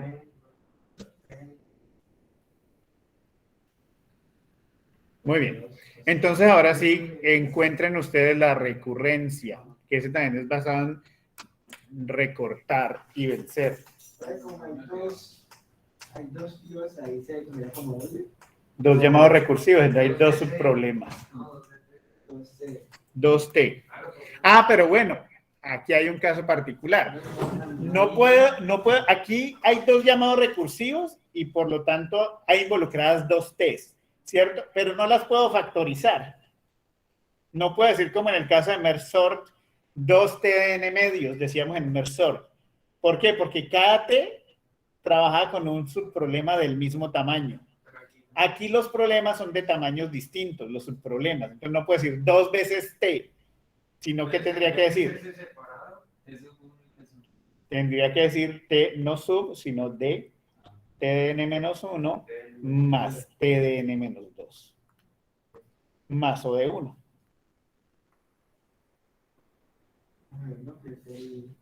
Que es el costo de lo demás. ¿Es claro? Entonces, para todos, para los de la casa, ¿es claro porque no puedo poner 2 veces T? O sea, el número 2 como coeficiente constante de T. Porque los tamaños son distintos. Este es el costo de n-1 y este es el costo del problema de tamaño n-2. En merge sort sí podíamos poner 2 veces t de n medios porque los dos problemas eran del mismo tamaño. ¿Es claro? Los de la casa, ¿es claro? Sí, profe. Bueno, ya quedó pegado acá a la lámpara. Está muy duro el audio aquí. Muy bien. Entonces, ahora sí metámonos en lo más interesante, que pues por lo que venimos colgados desde la semana pasada, no vamos a alcanzar a verlo todo. Vamos a ver por lo menos hoy el método maestro, que es el más fácil, y los otros los dejamos para comenzar la próxima semana. Ese sí lo conocieron ustedes. No lo vimos, pero si no, pues no, vamos a decir, nosotros ahora lo conocí acá, así lo vamos con el profesor, pues nos explicó todo así. Y eso solo lo más adelante, muchachos. Nosotros ahí. Ahí ya les iba a decir, bueno, que ustedes hagan una exposición la próxima. Bien, muchachos, para resolver recurrencias hay varios métodos, ¿no? Y ustedes ya por allá en discretas vieron unos métodos que no los vamos a ver aquí. Nosotros vamos a hablar aquí de 4 métodos, aunque realmente los 2 últimos métodos son el mismo, ¿no? Sino que son formas de representarlo diferente. Entonces los métodos son el método maestro, que como dice ahí es un método basado en casos, se aplica un teorema y sale para pintura, es el método más fácil de aplicar. El problema es que el método maestro no sirve para todos los tipos de recurrencia. El otro método es el método de sustitución, y el método de sustitución está basado en algo que se llama adivinar la solución. Y adivinar la solución no es que usted se la invente o la saque ahí de la manga, de la nada, sino adivinar la solución es usar la solución de una recurrencia conocida y luego probarla por inducción matemática. Entonces, acordémonos de cuando vimos principio de inducción matemática. Y el tercer método es el método de iteración, que es expandir la recurrencia como una suma hasta que se pueda deducir la solución o hasta que se pueda resolver la suma, ¿cierto? Una variación del método de iteración, que es un poco más simple, es representar las iteraciones como un árbol, y eso se llama el árbol de recursión. Se representa la recurrencia como un árbol enraizado y se calculan los costos por nivel, y ahí se obtiene la solución de la recurrencia. De esas 4, como les decía, el más fácil es el método maestro. El problema es que no sirve para todos los tipos de recurrencia. Ya vamos a ver la restricción. El método de sustitución, lo que tiene de complicado es que pues, usted tiene que conocer soluciones de recurrencias para que cuando le aparezca una parecida a una que ya conoce, pueda probarlo por inducción matemática. Tienes que probar todas las resoluciones que usted sepa, ¿no? A ver, cuál decir. Adivinar, con lo que ya sabe. Ahí es donde está adivinar, sí. Se demora más, ¿no? Sí. Se puede demorar más. Puede que sean de buenas de la primera. Sí, a la primera, pero puede que la gente... Y el problema del método de iteración es que es muy extenso y puede requerir mucha álgebra. De hecho, el método de iteración en algunos casos puede ser tan largo y tan complicado que la recurrencia se itera hasta que usted logra adivinar la solución y continúa por sustitución para probarla por inducción matemática. Entonces, el método de iteración es el menos chévere. Pero no vamos a ver. No, esos son los que vamos a ver. Que hoy alcanzamos a ver el método maestro, los otros los vemos dentro de 8 días. Por acá Daniel nos está poniendo un enlace de qué es ese Daniel. ¿Ese enlace Daniel? No, no me atrevo. Una imagen de qué. No, el pack.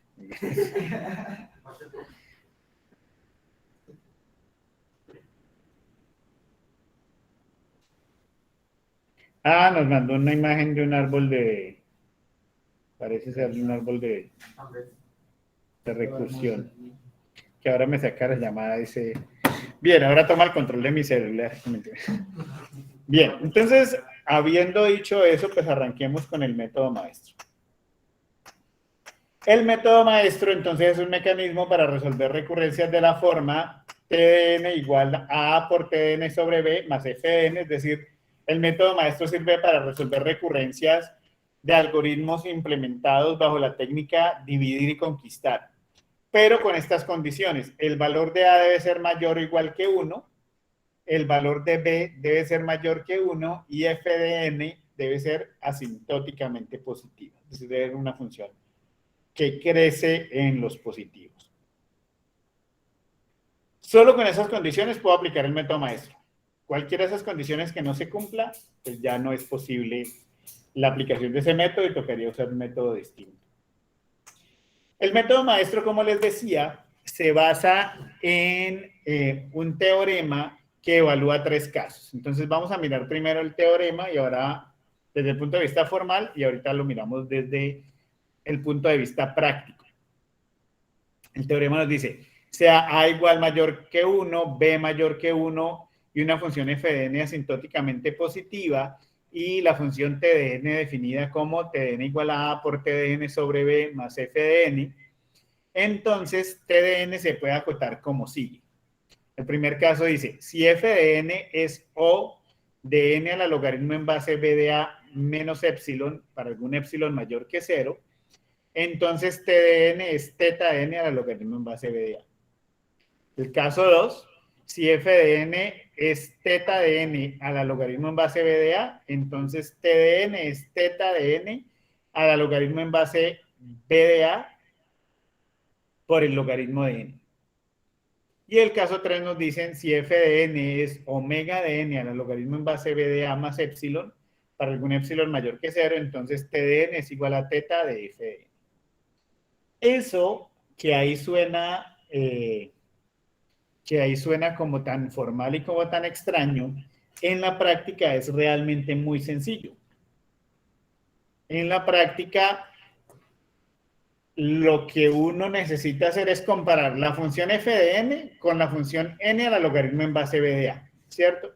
Y la solución de la recurrencia es la que entre las dos sea la más grande. Por ejemplo, caso 1. Si n a la logaritmo en base b de A es mayor que f de n, es una función más grande que la función f de n, entonces n a la logaritmo en base b de A es la que acota a la función de tiempo de ejecución. El caso 2 nos dice, si las dos funciones son iguales, es decir, si f de n es igual, asintóticamente igual a n a la logaritmo en base b de A, entonces la solución es teta de cualquiera de las dos, porque son la misma, son iguales, por el logaritmo binario de n. Y el caso 3 nos dice que si f de n es más grande que n a la logaritmo en base b de A, entonces la solución es teta de f de n. Entonces repito, el método maestro básicamente lo que me dice es compare f de n con n a la logaritmo en base b de A. La que sea la más grande es la solución. Y si las dos son iguales, asintóticamente iguales, entonces la solución es cualquiera de ellas multiplicada por el logaritmo binario de n. Eso es todo lo que hay que hacer. Entonces, bueno, antes de venir aquí al método maestro, a los ejemplos pues que tengo, hagamos el del Mersenne.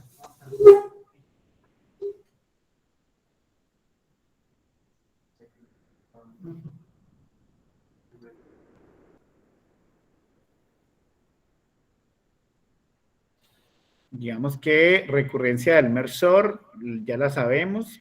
¿Quién me la recuerda?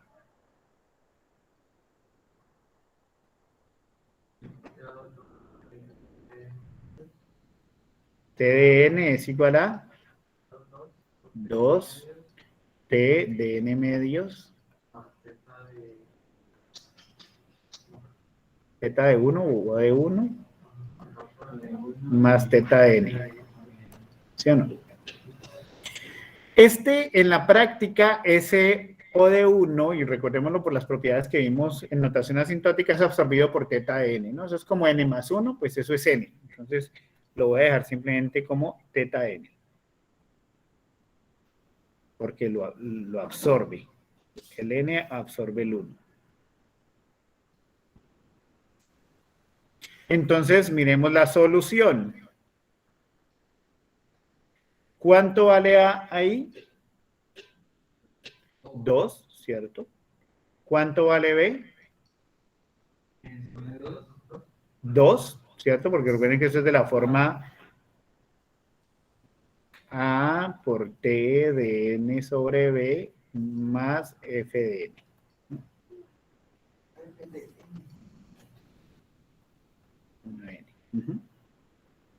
¿Cuánto vale F de N?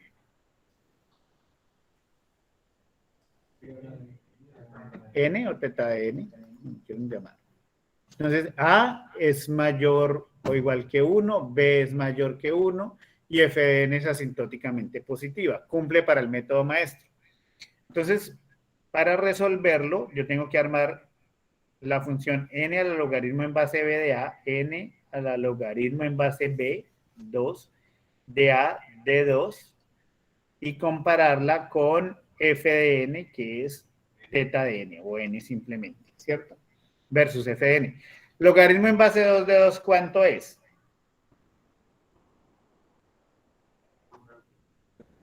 ¿A qué número debo elevar el 2 para que me dé 2?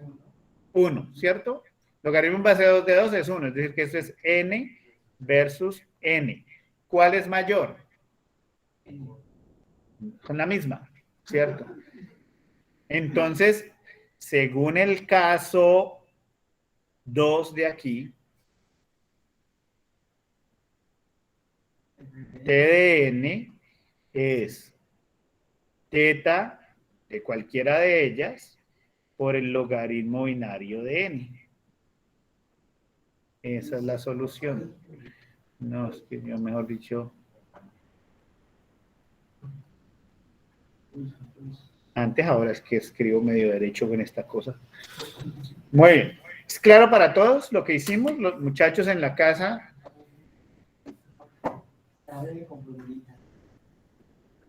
¿Los de la casa están vivos todavía? Lo están volteando las tajadas, ya los tienen volteando las tajadas en la casa.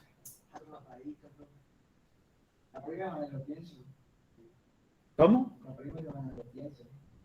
Mejor dicho, ustedes me llegan a faltar la próxima semana y yo pero los cuelgo el día que los vea.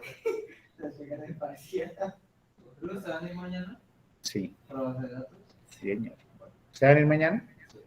¿Qué pasa por ahí, base de datos? Programación interactiva.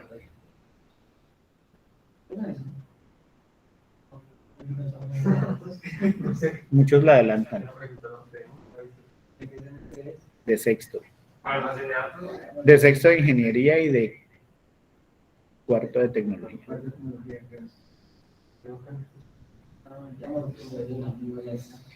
Los de la casa no han contestado nada. ¿Qué pasa?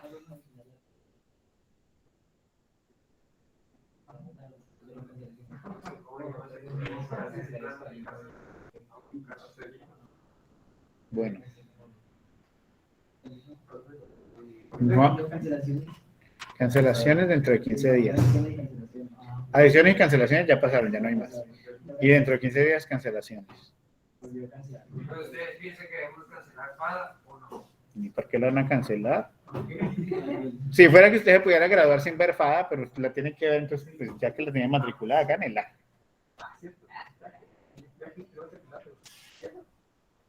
Claro, en algún momento la va a tener que pasar, pero entonces que sea ahora. No me acuerdo qué fecha. Bueno, he visto la fecha. Normalmente es como jueves, ¿no? Miércoles y jueves. Yo les aviso. Bueno, resolvamos pues esas 3 recurrencias que están ahí. Antes de terminar. Estoy muy preocupado hoy porque los de la casa han interactuado muy poquito. Menos que nunca. Resolver esas 3 recurrencias por el método maestro. ¿Ah?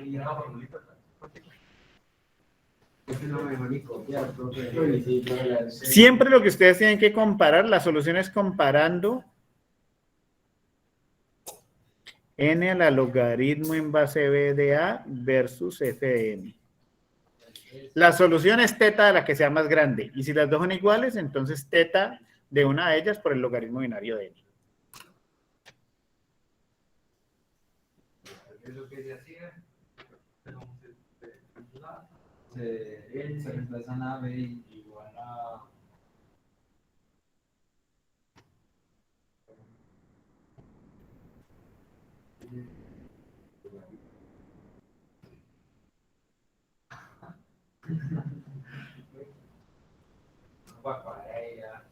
Vamos a quedar la cosa, logaritmo de b, ¿ya? Sí, digamos que aquí primero saquemos qué es a. 9. B, 3. Y f de n, n. Entonces, comparo n a la logaritmo en base 3 de 9 versus f de n, versus n. Logaritmo en base 3 de 9, ¿cuánto da? ¿Y a qué número debo elevar el 3 para que me dé 9? 2. O sea que eso es n al cuadrado versus n. ¿Cuál es más grande? N al cuadrado. O sea que la solución es teta de ¿quién? De n al cuadrado. Teta de la más grande. Ah, perdón.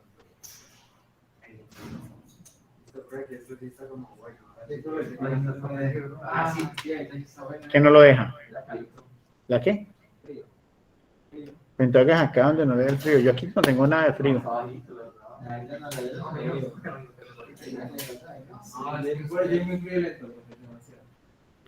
¿Usted es frío o qué?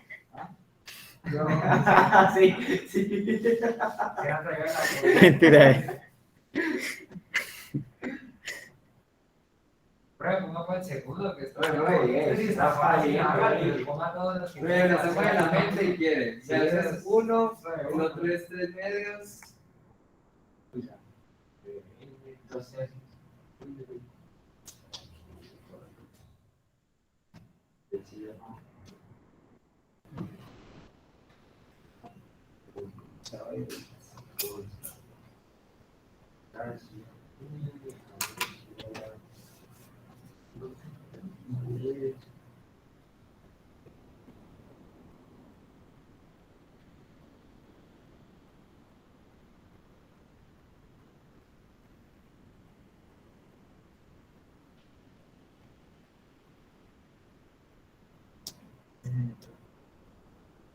¿Es n?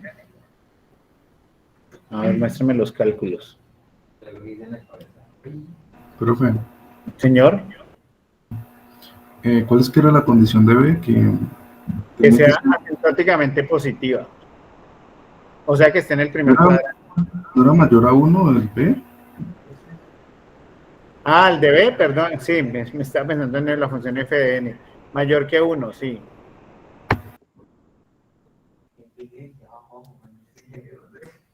los tejes amarillos,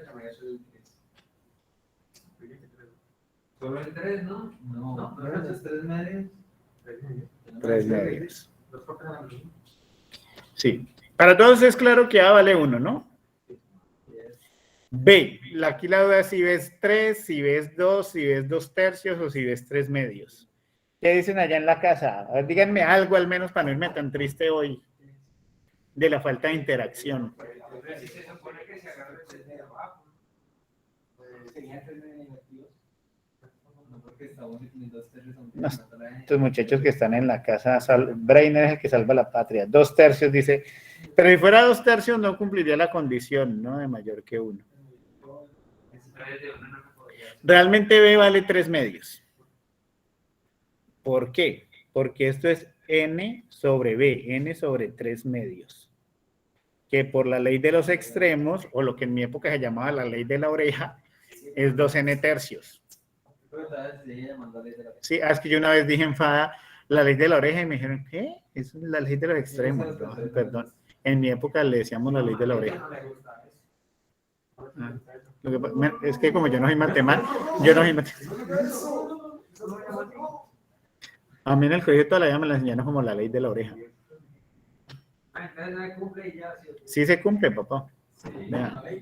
3 medios. 3 medios es 1.5.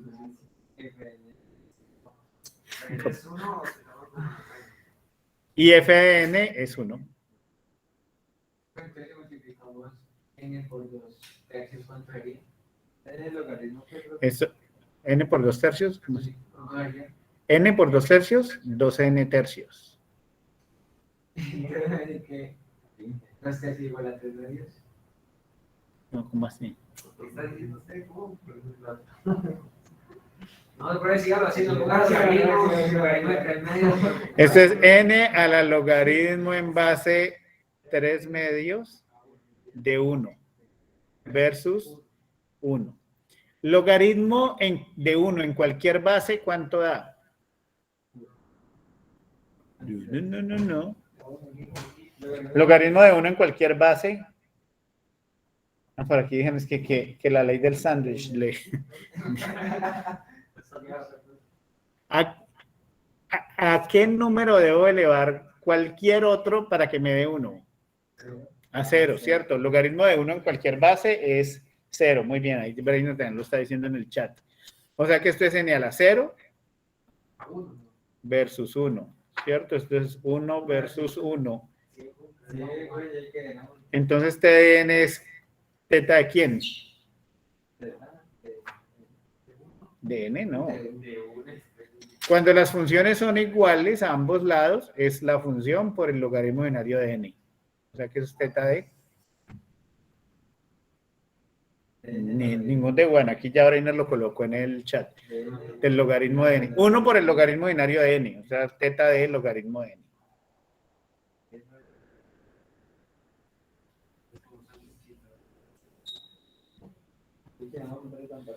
Ustedes son más olímpicos que el Pascual, ¿no? Pues porque cuando dicen la respuesta ahí van tirando cualquier cosa. Así hacen parcial. Sí, el parcial, pero la firma ahí no le... Sí, yo casi no me acuerdo de recursos. No me encuentro en otro que no queda sintóticamente positiva, la otra función. Pero no tendría sentido porque los algoritmos siempre son asintóticamente positivos. Póngale que sea menos n. Ya, o sea, ya no están los positivos. Pero eso en un algoritmo no pasa, ¿no?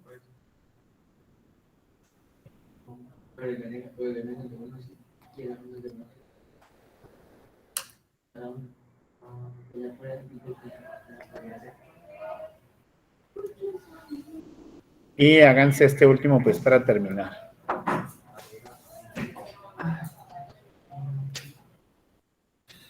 Para ahora sí hacerles el quiz. ¿Ah?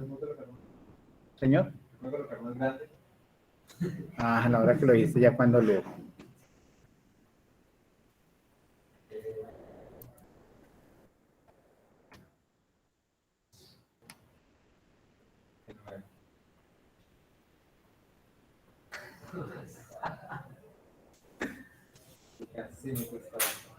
¿Ah? Entonces, buen momento para pedir una cita con el optómetra. Bueno, pues A es igual a 3, B es igual a 4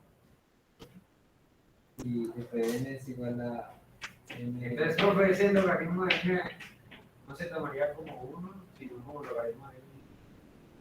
Aquí en este ejercicio, N logaritmo de n. aquí f de n es n por el logaritmo de n. Por eso, si es n es una variable. Es decir, aquí A vale 3, B vale 4 y f de n vale n log de n.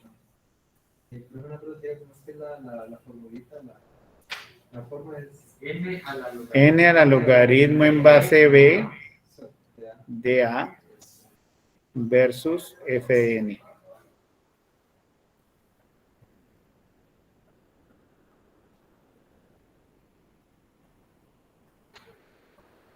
¿Cuánto es el logaritmo? A los que están en la casa. Va a 0 punto algo.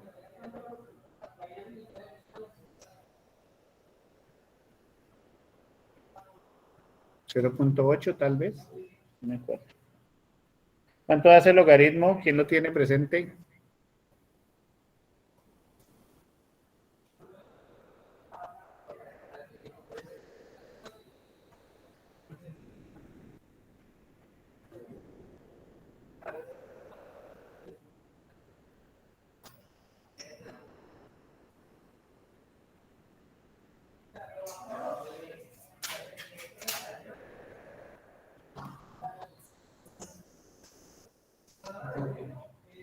.8 aproximadamente, en la 0.8.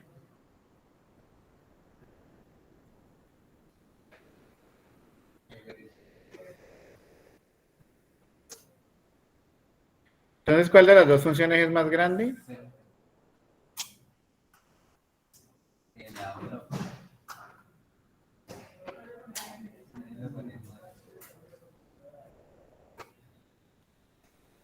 ¿De acuerdo? ¿Hasta 0.8?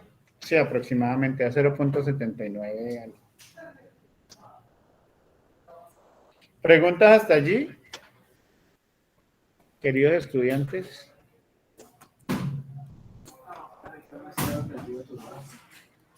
No, eso sí me preocupa, que como el río Tuluá. Preguntas, dudas, inquietudes, comentarios, sugerencias.